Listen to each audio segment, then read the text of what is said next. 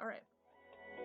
Welcome to the FNAF Entertainment Maintenance Video Manual. This is the same one This that was tape used will in, come or this is the same voice that we heard in, Mandela with Catalogue. the instructions on how to clean out your state-of-the-art animatronic character. If you see someone who looks the exact same as you, run away and hide. That's all I can think of when I hear this voice. Each animatronic has the same cleaning procedure. First, reach behind their neck and press the red button. This will set them into maintenance mode. That's cute. Second, press the blue unlock button on the back of the head.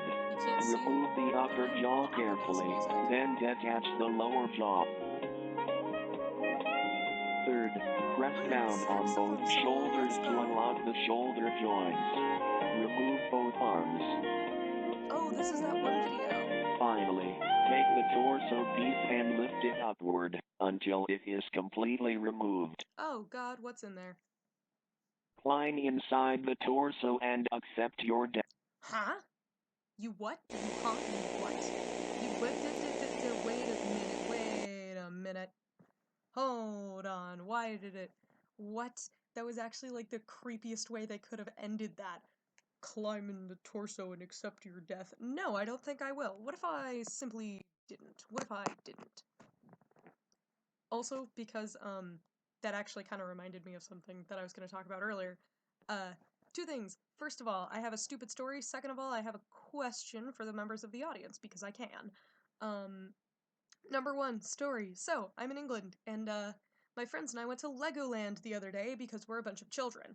And, so we go to Legoland, and my only problem with going to, like, theme parks is that I absolutely despise children, like, under the age of 6, because they're just really annoying to me.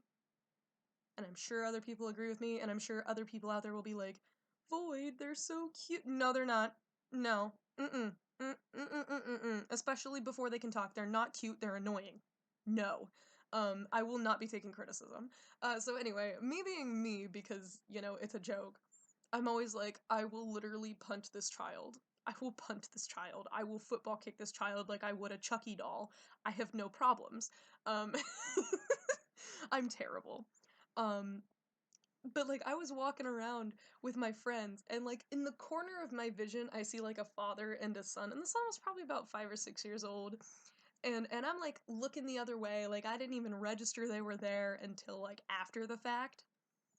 And so I'm looking the opposite way. I'm talking to my friend and I go, you know what? I would punt a child given the opportunity. And this dad just looks at me with the I didn't see him look at me because I wasn't even facing him.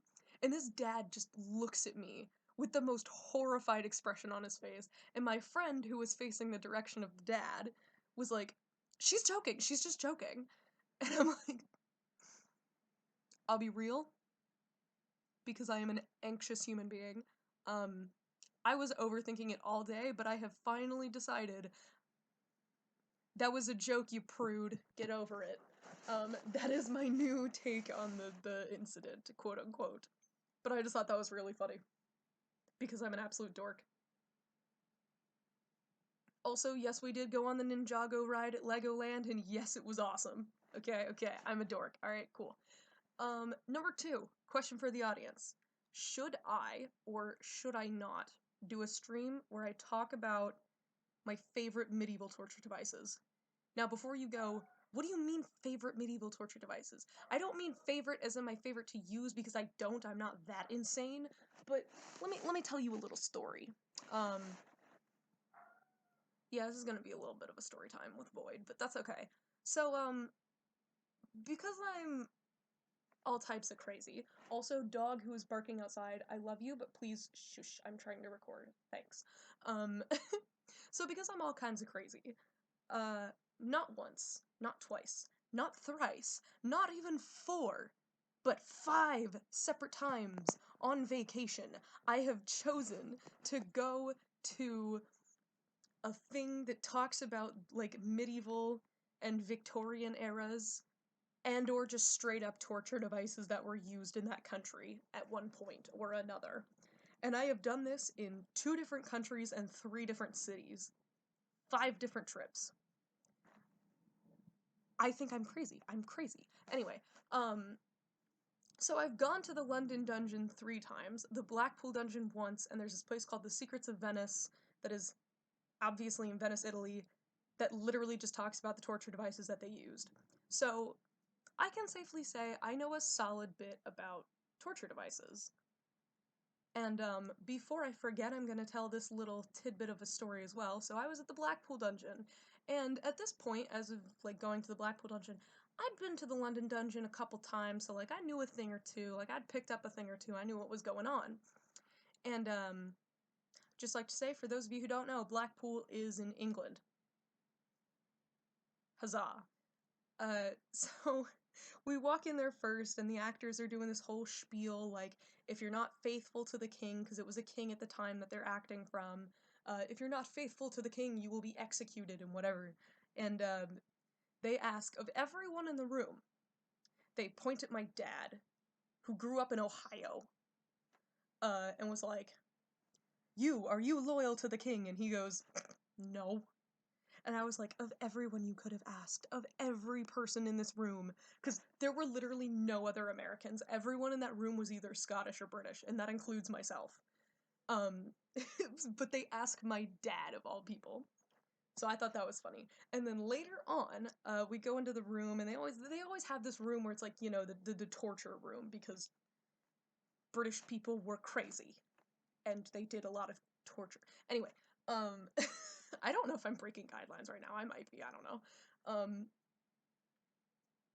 So we go into the torture room, and what they do is they have like this regular little wooden chair up at the front, and they'll like pick out a volunteer, and they'll pull out a couple of the torture weapons, not actually use them on anyone, because obviously, you know, ethical concerns, but they like just pull out a few torture things, and they're like, this is how it would have worked, not actually gonna touch the person, but this is how it would have worked.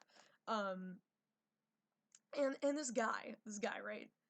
I can't remember if he pulled out the Pear of Anguish or the Tongue Ripper, but either way, it was one of the two.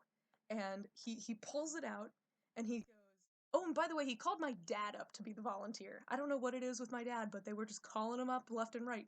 Anyway, so and he pulls like either, again, the Pear of Anguish or the Tongue Ripper out, and he's like, does anybody know what this is? And me being the psychotic child I am, I go, ooh, me, I know. And he was like, you. And I go, it's the whatever it was of the two that I named. And he goes, ah, I see we have another torturer in the audience. And I was like, hey! And that is why the Tongue Ripper and the Pear of Anguish are my 2 favorite torture weapons that existed, not because I like them, but because I have that specific memory attached to them. It was very funny. It was very funny. So in other words, I think I'm crazy. But anyway, should I do a video where I talk about torture weapons? I'm thinking yes. I'm thinking yes. Because I do know a good few things. I am surprised I didn't lose any viewers over that spiel. I'm amazed. I'm astounded. Huzzah. For some reason, people get a kick out of it when I say huzzah. And or come hither. I don't know why, but people are like, haha, old-timey wording. Hee hee hee. And I'm like, okay, alright, cool. Anyway, let's do this next one.